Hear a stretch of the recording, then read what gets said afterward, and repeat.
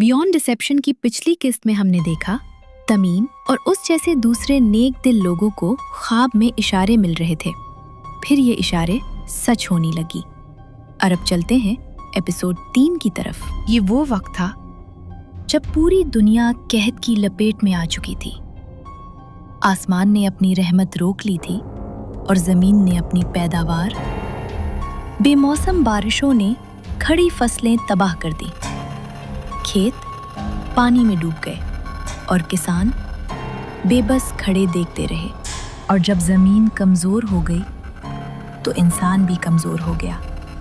और यही वो वक्त था जब जंगों ने दुनिया को अपनी लपेट में ले लिया। मशरिक़ वुस्ता का खित्ता, खास तौर पर शाम, एक ना खत्म होने वाली जंग का मैदान बन चुका था। हर शहर, हर गली आग और खून की कहानी सुना रही थी। सुफियानी नाम के इस फितने ने न सिर्फ शाम के इलाकों पर कब्जा मजबूत किया, बल्कि उसकी नजरें मजीद जमीनों पर जा टकी। हर वो आवाज जो उसके खिलाफ थी खामोश कर दी गई। उसी अंधेरे में जजीरा अल अरब के जुनूब यमन की सरजमीन से एक और आवाज उठी।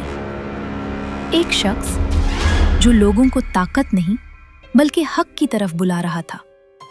लोग उसे यमनी के नाम से जानने लगे और उसका झंडा हिदायत का झंडा था। अब दुनिया 2 हिस्सों में बंट चुकी थी, शाम से उठने वाली ताकत और यमन से उठने वाली हिदायत। एक तरफ खौफ, दूसरी तरफ उम्मीद।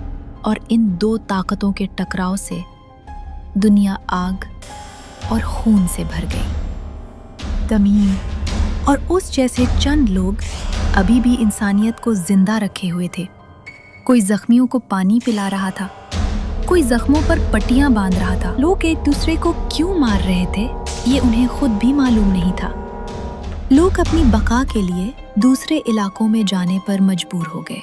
दूसरी तरफ तमीम को ख्वाब में फिर से इशारे मिलने लगे और उसने भी अपना सामान बांधा और ख्वाब में मिलने वाले इशारों की सिमत निकल पड़ा।